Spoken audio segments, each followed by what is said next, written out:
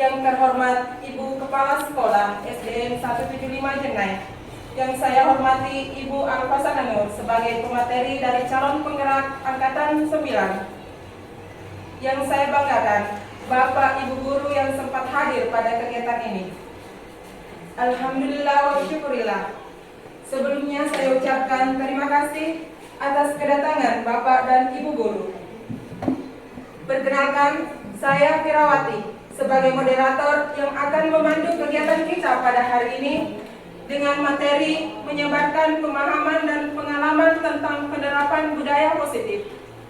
Adapun susunan kegiatan diskusi pada hari ini adalah yang pertama pembukaan, kedua penyajian materi, yang ketiga sesi tanya jawab, dan yang keempat penutup. Acara pertama pembukaan dan penyampaian materi. Marilah kita bersama-sama mengucapkan basmalah.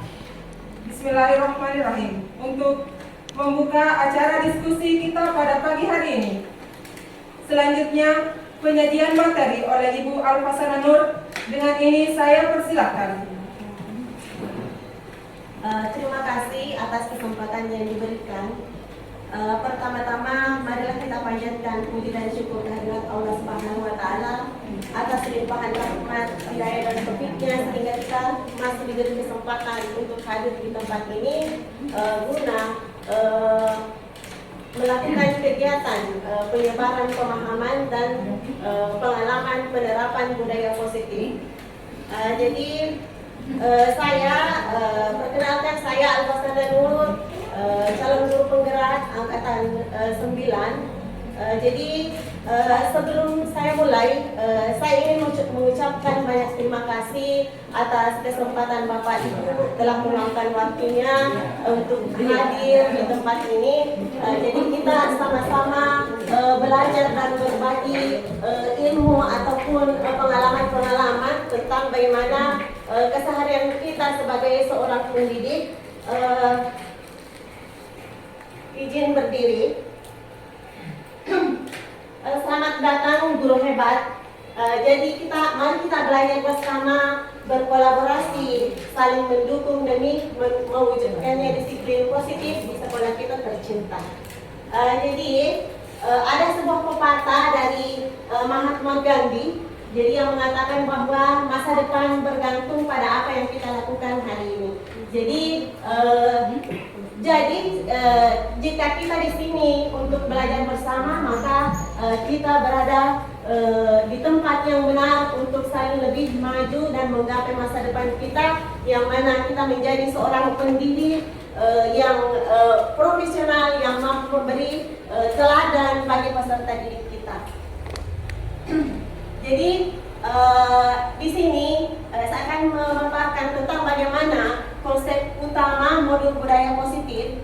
Yang pertama itu terdiri dari perubahan paradigma belajar, kemudian ada disiplin positif, kemudian kebutuhan dasar manusia, kemudian motivasi perilaku manusia, posisi kontrol restitusi, kemudian keyakinan telah, dan segitiga restitusi.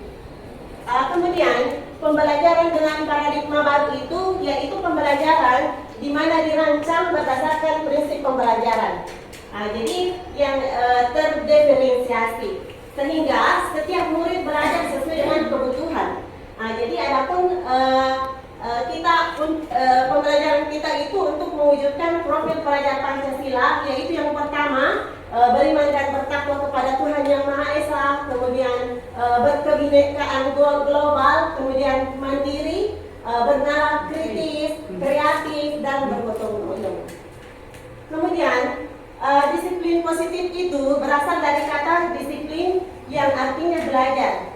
Jadi kita mengacu pada sebuah disiplin diri yang memiliki tanggung jawab terhadap apa yang dilakukan berdasarkan nilai-nilai yang diakini. Kemudian selanjutnya, disiplin positif merupakan salah satu cara penerapan disiplin yang bertujuan untuk menumbuhkan kesadaran serta memberdayakan murid tanpa imbalan atau imbalan penghargaan atau reward. Jadi yang sering kita lakukan itu bagaimana kita ketika murid melakukan sesuatu yang positif, kita memberikan sebuah reward. Dan ternyata pemberian reward ini tidak benar adanya. Jadi kemudian sebagai pendidik, tujuan kita yaitu menciptakan murid yang memiliki disiplin diri sehingga mereka berperilaku mengacu pada nilai-nilai kebijakan universal dan memiliki motivasi intrinsik. Kemudian nilai-nilai kebijakan itu nilai yang disepakati bersama. Jadi kita sepakati bersama, setelah itu ada lepas dari suku bangsa, agama, bahasa maupun latar belakangnya. Jadi sedangkan nilai kebijakan dari Profil Belajar Pancasila yaitu beriman dan bertakwa kepada Tuhan Yang Maha Esa dan berakhlak mulia, berkebinekaan global, gotong royong, mandiri, kreatif dan bernalar kritis. Jadi adapun kebutuhan dasar manusia itu adalah merupakan segala sesuatu yang dilakukan untuk mendapatkan apa yang kita inginkan. Jadi seluruh tindakan yang kita lakukan memiliki tujuan tertentu dan semua usaha tersebut terbaik yang kita lakukan adalah dalam rangka agar kebutuhan dasar kita terpenuhi dengan baik. Jadi ada 5 kebutuhan dasar manusia itu. Yang pertama bertahan hidup. Jadi kita itu kebutuhan dasar kita itu bertahan hidup. Jadi kita bertahan hidup itu kita butuh makan, kita butuh tempat tinggal, kita butuh keamanan dan kesehatan. Kemudian yang kedua rasa kasih sayang dan rasa diterima. Jadi rasa diterima atau dipedulikan berbagai kerjasama menjadi bagian dalam kelompok. Kemudian selanjutnya yaitu kebebasan. Jadi mandiri, memiliki pilihan, mencoba hal baru, mampu mengendalikan arah dirinya. Kemudian kesenangan yaitu bermain, humor, antusiasme dan tertawa. Jadi kesenangan itu kita hidup itu butuh kesenangan. Selanjutnya motivasi perilaku manusia. Jadi motivasi itu adalah merupakan dorongan yang diberikan kepada seseorang sehingga mereka lebih bersemangat untuk melakukan aktivitasnya. Jadi adapun tujuan motivasi itu terdiri dari menghindari ketidaknyamanan atau hukuman, kemudian untuk mendapatkan imbalan, kemudian untuk menjadi orang yang mereka inginkan dan menghargai diri sendiri dengan nilai-nilai yang mereka percaya. Kemudian konsep disiplin dengan identitas gagal. Jadi kadang kita melakukan konsep disiplin itu ternyata ini adalah. Jadi yang pertama hukuman. Jadi hukuman itu dia menyakitkan. Kemudian siswa merasa tidak nyaman, kemudian ada rasa takut, kemudian memaksa murid menyembunyikan kesalahannya, kemudian murid menjadi rendah diri. Kemudian ada pun dampak dari penghargaan. Jadi penghargaan ini ternyata tidak efektif, namun ini sering kita terapkan dalam keseharian kita sebagai seorang pendidik. Karena penghargaan ini ternyata tidak efektif karena merusak hubungan, kemudian mematikan kreativitas. Jadi karena kadang siswa kita ini hanya berperilaku atau melakukan sesuatu tindakan hanya yang mengincar sebuah penghargaan. Jadi kemudian menghukum dengan sistem ranking. Jadi makanya di kurikulum sekarang tidak ada lagi ditiadakan sistem ranking. Jadi ini sebuah kebiasaan yang ternyata tidak baik. Kemudian merampas hak untuk menghargai dirinya. Kemudian konsep disiplin dengan identitas sukses. Nah, ternyata konsep disiplin dengan identitas sukses itu sukses kita lakukan dengan melakukan kegiatan konsekuensi, yaitu terencana atau disepakati sesuai dengan peraturan. Jadi ada sebuah aturan yang kita sepakati bersama antara peserta didik kita dengan guru. Setelah itu penguatan jangka pendek, kemudian perlu monitoring berkelanjutan. Maksudnya monitoring itu kita sebagai pendidik memonitoring atau mengawasi bagaimana perkembangan peserta didik kita ke depannya. Kemudian stimulasi respon. Kemudian murid menghormati peraturan. Jadi dengan adanya ini murid akan lebih menghormati peraturan. Kemudian murid kehilangan waktu untuk merenungi kesalahannya.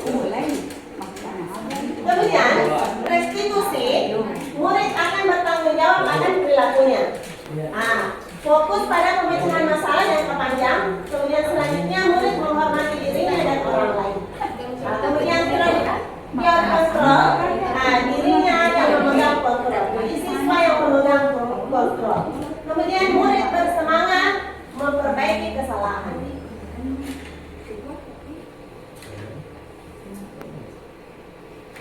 Jadi pendekatan yang baik itu adalah pendekatan restitusi. Jadi pendekatan restitusi itu adalah proses menciptakan kondisi bagi murid untuk memperbaiki kesalahan mereka. Jadi mereka bisa kembali pada kelompok mereka dengan karakter yang lebih kuat. Jadi adapun ciri-ciri restitusi itu yaitu bukan menebus kesalahan namun belajar dari kesalahan. Jadi dengan telah melakukannya kesalahan maka dia belajar bahwa hal ini yang telah dia lakukan ini harus diperbaiki karena ini merupakan tindakan yang salah. Kemudian memperbaiki hubungan.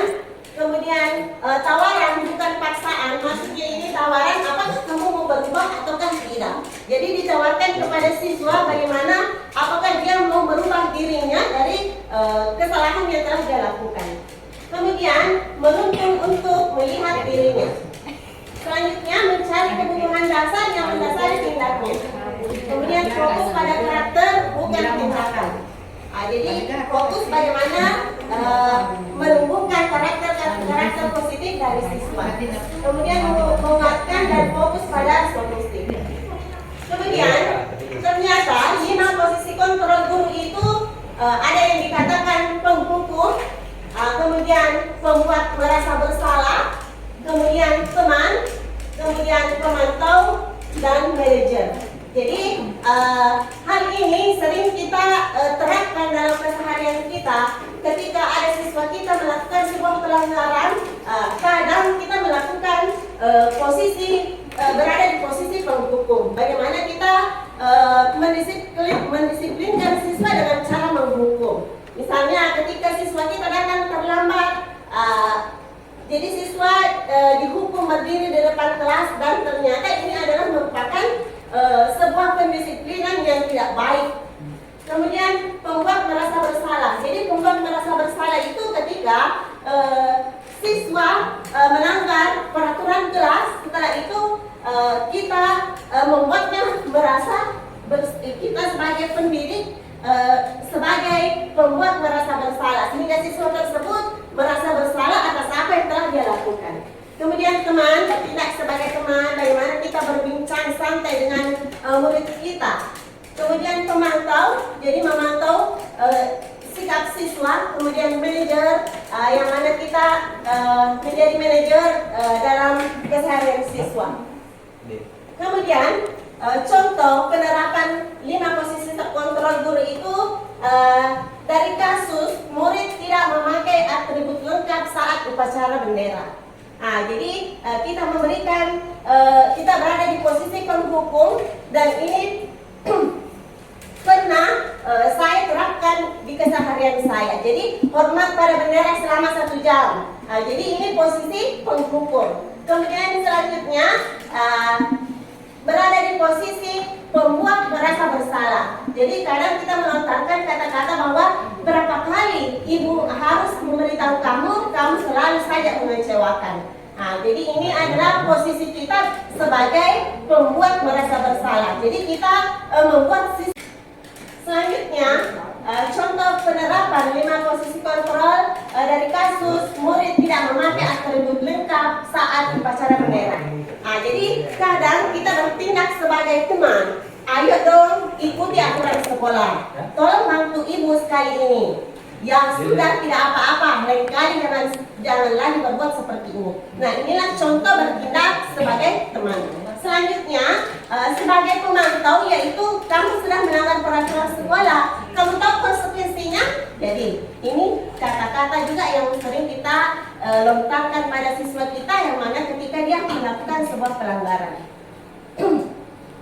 Kemudian kasus murid tidak memakai atribut lengkap saat upacara bendera. Jadi bertindak sebagai manajer, yaitu kita lontarkan kata, apakah kamu tahu kesalahan kamu? Bagaimana kamu memperbaiki kesalahan kamu? Jadi inilah posisi kita sebagai manajer. Jadi dalam mendisiplinkan siswa, jadi terlebih dahulu kita harus membentuk sebuah keyakinan kelas. Jadi keyakinan kelas itu dibentuk dengan karakter bahwa dia bersifat abstrak, kemudian berupa pernyataan universal, kemudian dibuat dalam pernyataan positif, kemudian sedikit saja agar mudah diingat. Jadi kesepakatan kelas ini tidak usah terlalu panjang para peserta didik kita untuk menentukan posisi kelas, apa keyakinan kelas, apa yang ingin dia inginkan di kelasnya. Kemudian penetapan segitiga restitusi. Jadi segitiga restitusi ini adalah merupakan suatu proses dialog yang dijalankan oleh guru agar dapat menghasilkan murid yang mandiri dan bertanggung jawab. Kemudian posisi menstabilkan identitas. Jadi berdasarkan prinsip membuat kesalahan adalah bagian dari proses pembelajaran. Jadi kadang kita melontarkan kata berbuat salah itu wajar. Kemudian tidak ada manusia yang sempurna. Jadi ini ternyata kata-kata yang dilontarkan seperti ini inilah yang lebih efektif dibanding ketika kita memberikan hukuman kepada peserta didik kita. Jadi berbuat salah itu wajar. Jadi kita sebagai manusia biasa itu pasti pernah melakukan kesalahan. Manusia itu tidak sempurna, tidak ada yang sempurna. Semua pasti pernah melakukan kesalahan. Nah, inilah penetapan segitiga restitusi dengan menstabilkan identitas. Kemudian validasi tindakan, yaitu kita melontarkan kata kamu pasti punya alasan, sehingga kamu misalnya ketika dia datang terlambat ke sekolah, kamu pasti punya alasan kenapa kamu datang terlambat. Jadi kita sebagai guru menggali bagaimana apa alasannya sehingga dia datang terlambat ke sekolah. Kemudian menanyakan keyakinan kelas. Seperti halnya kamu masih ingat keyakinan kelas yang telah kita tetapkan. Jadi kita menggali ingatan siswa kembali apa yang telah disepakati pada saat kita membuat keyakinan kelas. Kemudian contoh penerapan segitiga restitusi.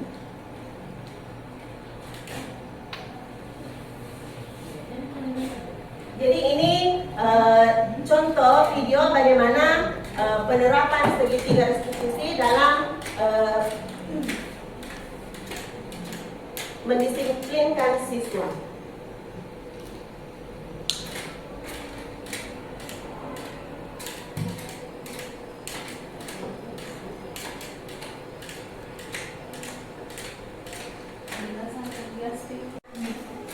Kesalahan teknis. Jadi dari video ini mencerminkan bagaimana penerapan segitiga restitusi ketika siswa melakukan sebuah pelanggaran.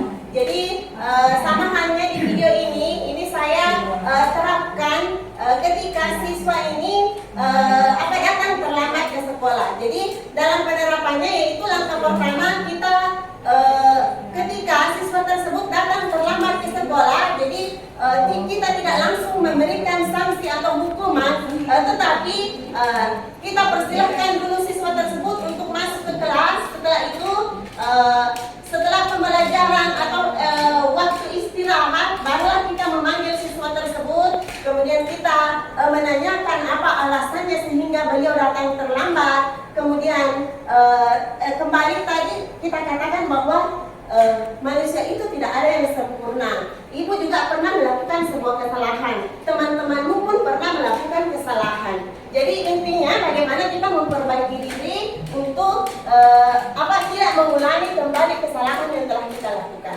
Kemudian kita kembali mengingatkan bahwa apa sih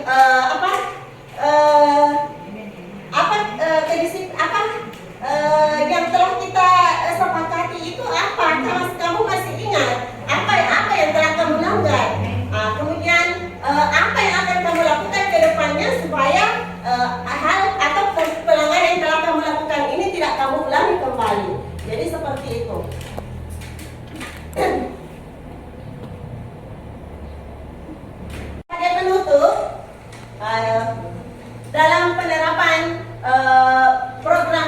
positif itu hendaknya guru memiliki standar kepribadian, kemudian profesional dan sosial yang baik, di mana guru mampu merefleksi dirinya dalam posisi kontrolnya saat ini, bagaimana perjalanan dirinya sebagai among, jadi manajer yang menuntun murid-muridnya menjadi insan yang mandiri, merdeka, dan bertanggung jawab. Demikian, terima kasih.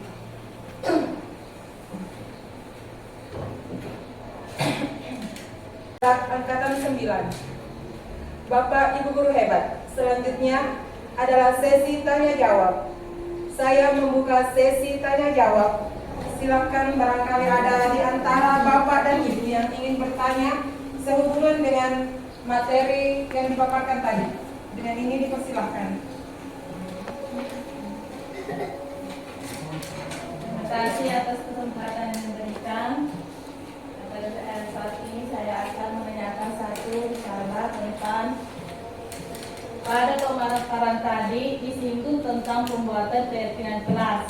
Nah, bagaimana langkah-langkah dalam penyusunan keyakinan kelas? Terima kasih.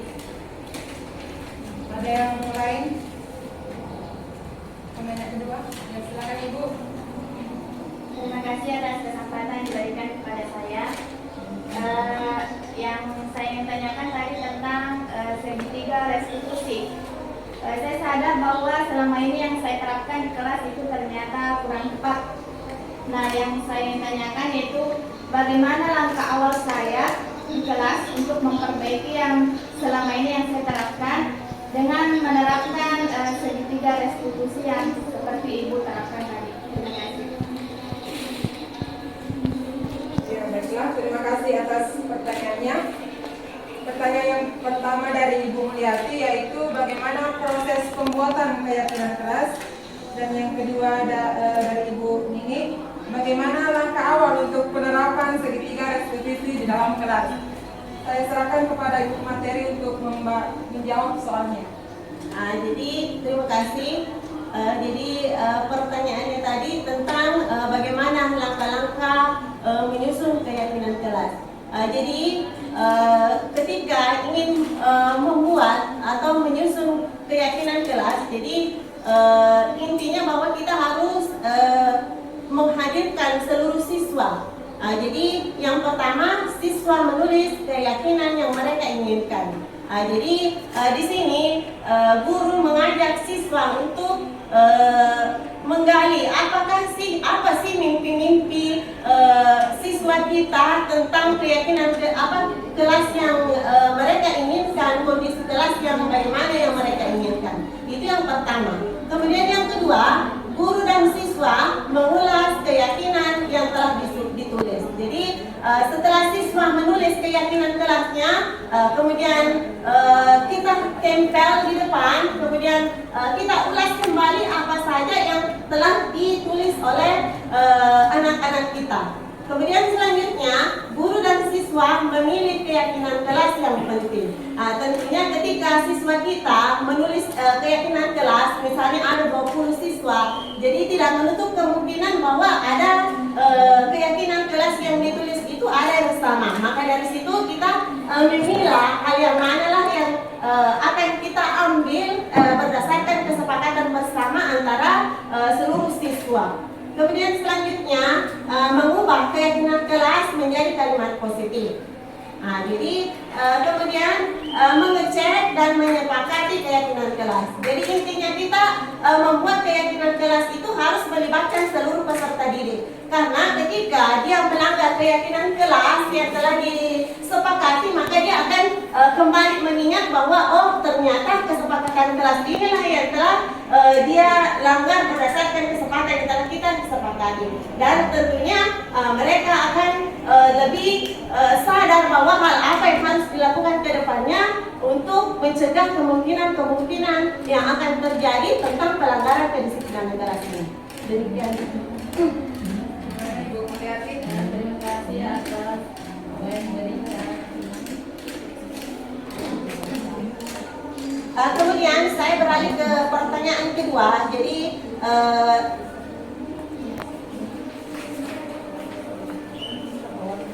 Jadi langkah awal yang harus kita lakukan dalam menerapkan segitiga restitusi. Jadi hal yang sama yang saya alami ketika sebelum saya mengikuti program pendidikan program calon guru penggerak ini, ketika ada siswa yang melanggar, saya berada di posisi guru sebagai penghukum. Jadi bagaimana saya menghukum siswa saya ketika ada siswa yang melanggar. Kemudian kadang pula saya menerapkan posisi kontrol pembuat merasa bersalah. Jadi saya berada di posisi ini, saya membuat siswa ini merasa bersalah atas apa yang telah dilakukan. Dan ternyata posisi yang seperti ini tidak benar adanya untuk kita terapkan dalam keseharian kita. Jadi langkah awalnya tentunya kita terlebih dahulu saling berkolaborasi antara teman-teman sejawat, bagaimana kita memperkenalkan apa sih segitiga restitusi itu, kemudian apa dampak atau efeknya ke depan kepada peserta didik kita, kemudian apa kelebihan dari segitiga restitusi ini. Jadi kita terapkan bahwa kita jelaskan kepada teman sejawat bahwa ternyata apa yang telah kita lakukan sebelumnya ini harus secara perlahan kita tinggalkan, karena ini akan memberikan dampak buruk bagi peserta didik kita. Jadi intinya bahwa bagaimana kita harus saling berkolaborasi antara seluruh warga sekolah. Jadi kita bekerja sama antara kepala sekolah, teman-teman sejawat, kemudian melibatkan peserta didik kita, kalau perlu kita libatkan orang tua siswa. Jadi kita bagaimana berkomunikasi antara orang tua siswa tentang penetapan keyakinan kelas yang telah kita sepakati ini. Jadi kemungkinan ketika ada siswa yang melanggar, kita bisa saling berkomunikasi bahwa inilah yang telah kita tetapkan sebelumnya, dan anak kita telah melakukan pelanggaran atau hal-hal yang tidak diinginkan yang melanggar keyakinan kelas yang telah kita tetapkan. Demikian, Bu. Terima kasih. Gimana Ibu? Ya, terima kasih atas penjelasan Ibu tadi. Insya Allah kedepannya saya akan mencoba untuk menerapkannya di kelas. Ya, terima kasih. Rangkaian acara kita pada hari ini telah selesai.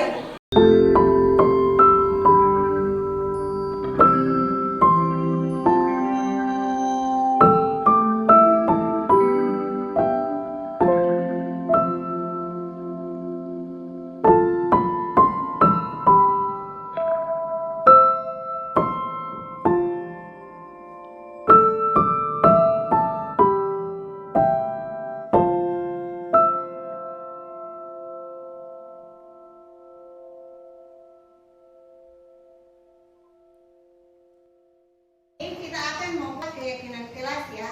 Jadi keyakinan kelas itu kita susun berdasarkan kesepakatan seluruh warga kelas. Jadi kalian sendiri yang menentukan kondisi kelas yang bagaimana yang kalian inginkan.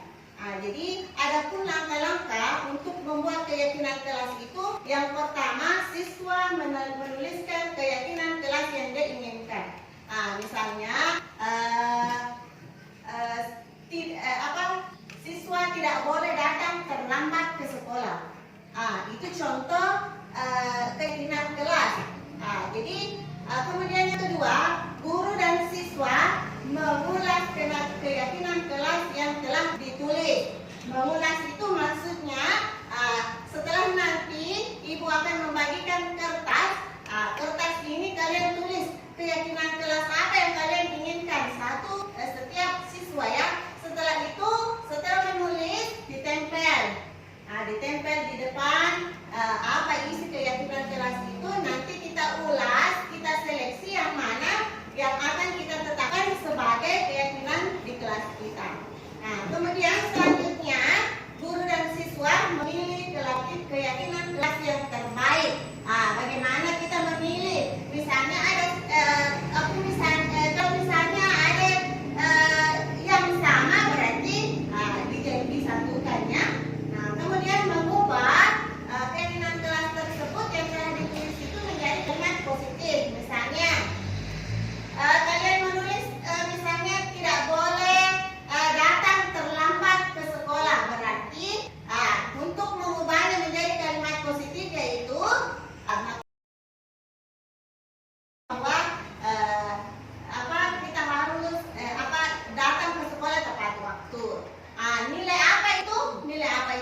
Itu merupakan nilai kedisiplinan.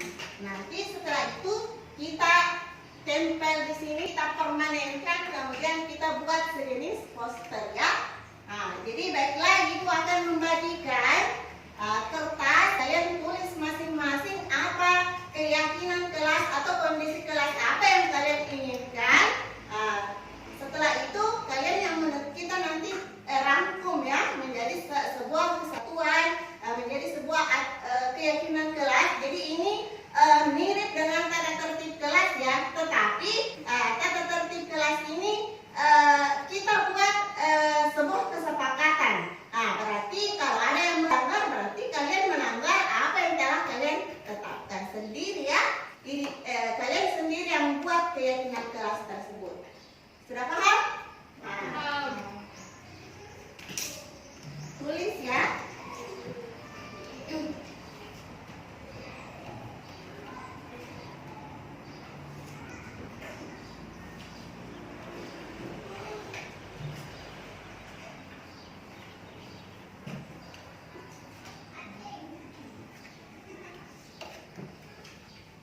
Silakan ditulis.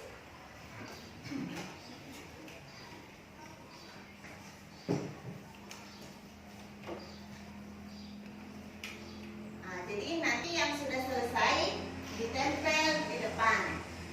Setelah itu kita ulas kembali, kita baca satu persatu, nanti kita pilih yang mana yang akan kita tetapkan menjadi sebuah kesatuan, menjadi sebuah keyakinan kelas.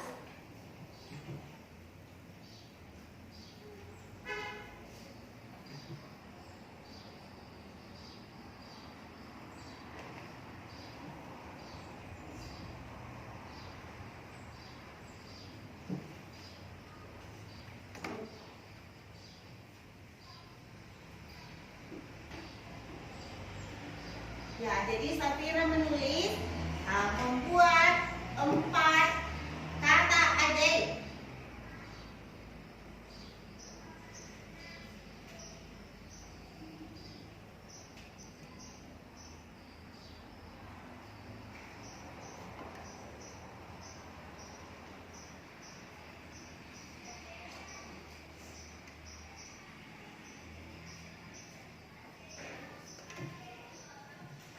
Mulki sudah? Sudah? Yang sudah silakan tempel di depan. Silakan ditempel.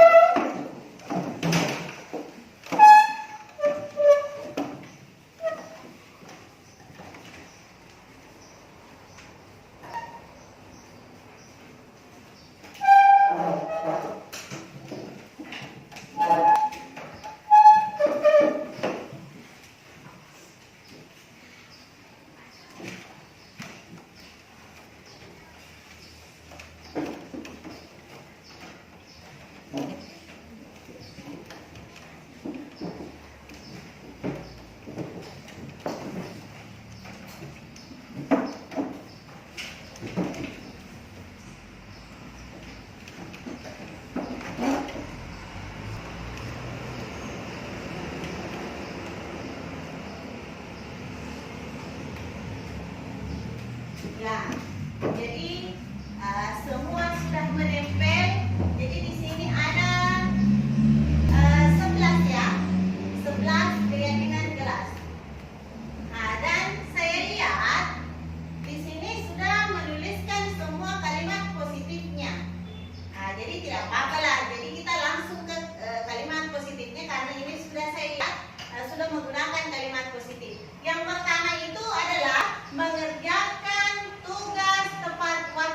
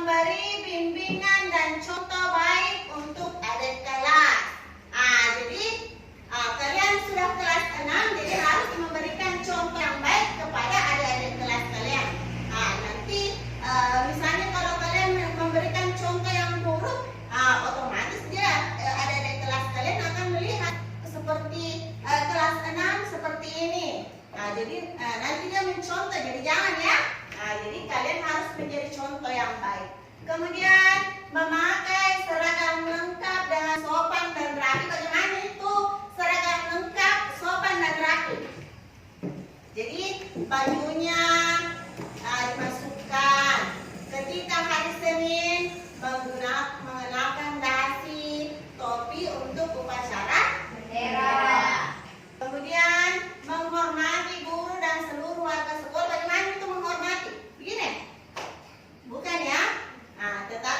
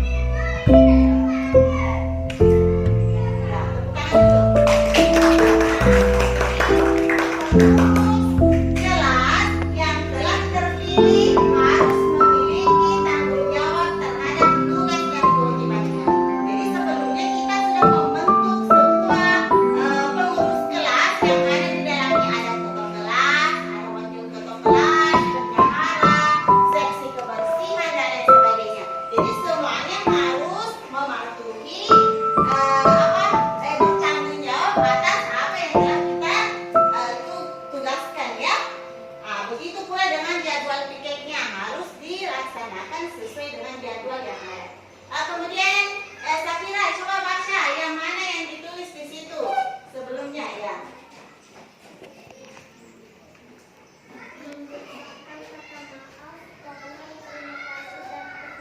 Yang mana di situ? Ya, jadi membiasakan kata maaf, tolong, terima kasih dan permisi.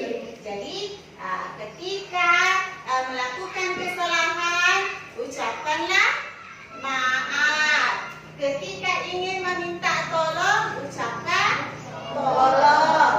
Ketika telah diberikan sesuatu, apakah itu berbentuk barang ataupun pertolongan, maka ucapkan terima kasih. Ketika ingin lewat di depan teman ataupun bapak ibu guru, ucapkan permisi. Itu ya. Siapa lagi? Adli, coba baca yang mana sudah yang sudah kamu tulis sebelumnya. Ke depan sih.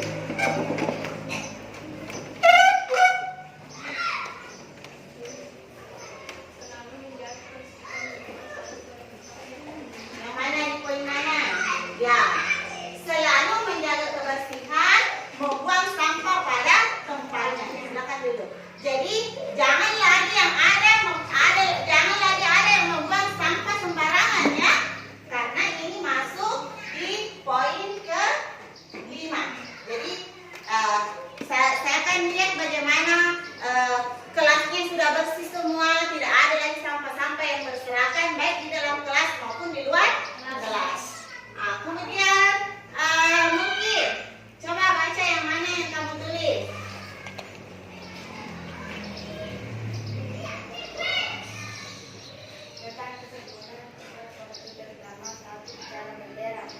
Ya, tepuk tangan.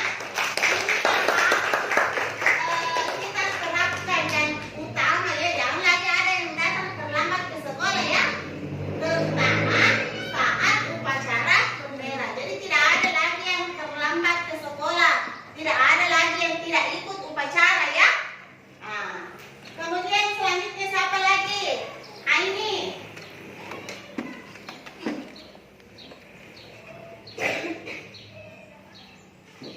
Menjalankan piket sesuai jadwal. Menjalankan piket sesuai jadwal.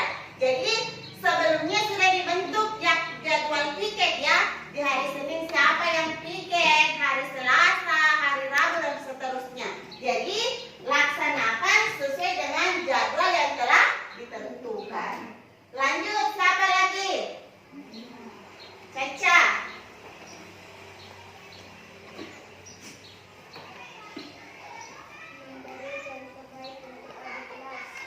Memberi contoh baik untuk adik kelas. Jadi menjadi teladan bagi adik-adik kelasnya, harus menjadi contoh yang baik. Jadi berilah contoh yang baik pada adik-adik kelasnya. Jadi nanti adik kelasnya mengatakan, wah kelas tenang seperti ini, saya juga mau seperti ini. Jadi memberi contoh yang baik kepada adik kelasnya. Lanjut, siapa lagi? Vika.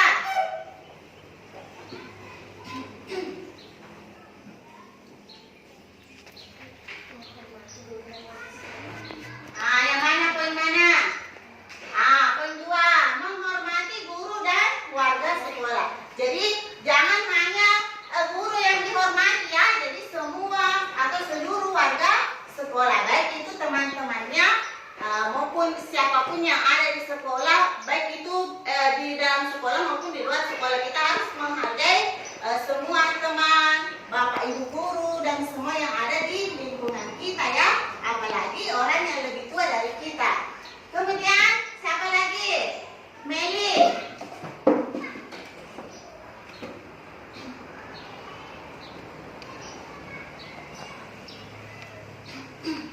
Memakai seragam lengkap, sopan dan rapi. Di poin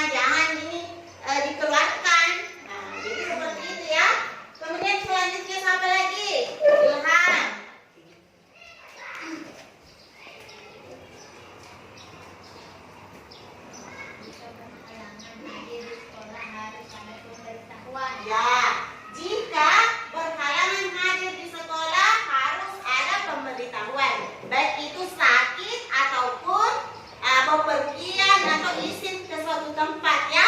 Karena suatu waktu misalnya kita ingin bepergian, misalnya sedang berduka, neneknya meninggal atau siapa meninggal, itu adalah kejadian yang tidak disangka-sangka ya. Jadi sebelumnya ketika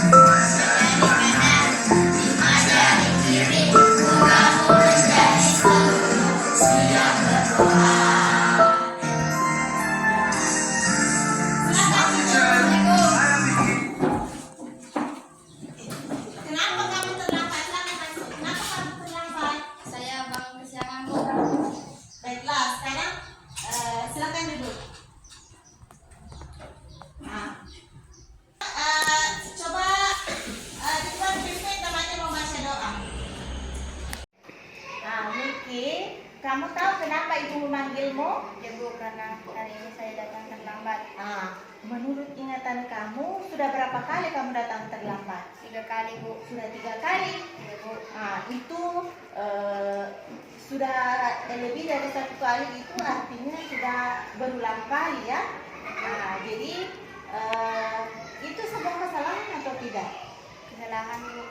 Ya, jadi yang kamu lakukan ini adalah sebuah kesalahan. Jadi, tetapi itu manusiawi. Jadi, kita sebagai umat manusia itu pasti pernah melakukan kesalahan. Jadi, ibu pun pernah melakukan kesalahan, teman-temannya pun demikian pernah melakukan kesalahan. Jadi, yang terpenting bagaimana kita mau mengakui kesalahan yang telah kita lakukan dan ingin memperbaiki kesalahan tersebut. Jadi artinya memperbaiki itu tidak mengulangi kesalahan yang telah kita lakukan. Jadi bagaimana? Mau cari solusinya bersama? Ya Bu. Ya, baiklah kita cari solusinya. Jadi tentu tadi itu kamu datang terlambat ke sekolah pasti punya alasan.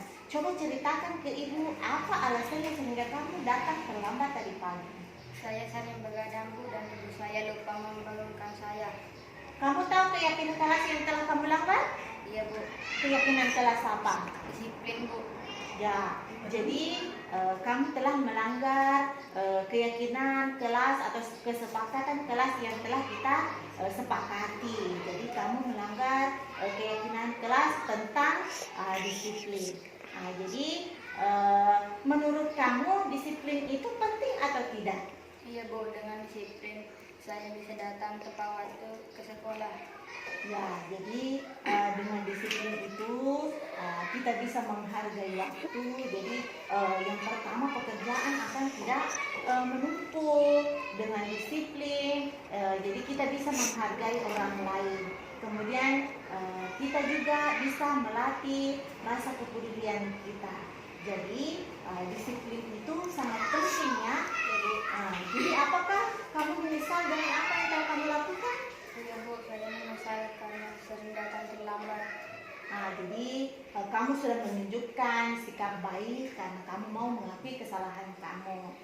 Jadi sekarang apa yang akan kamu lakukan supaya kamu tidak datang terlambat lagi ke sekolah? Saya akan tidak begadang lagi Bu dan saya akan memasang alarm. Jadi kamu akan memasang alarm ya.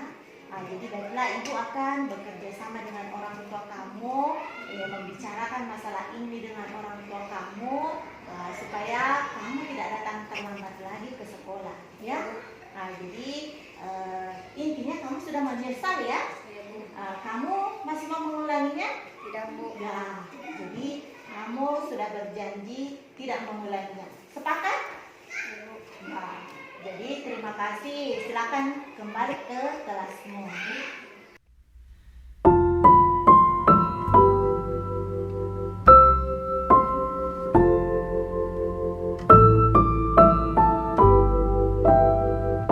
Assalamualaikum warahmatullahi wabarakatuh. Nama saya Ahmad Malik Mungkin, kelas 6 SD Negeri 1 Tujuh Jenek.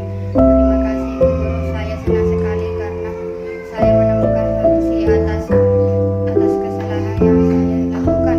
Saya janji tidak akan begadang lagi supaya saya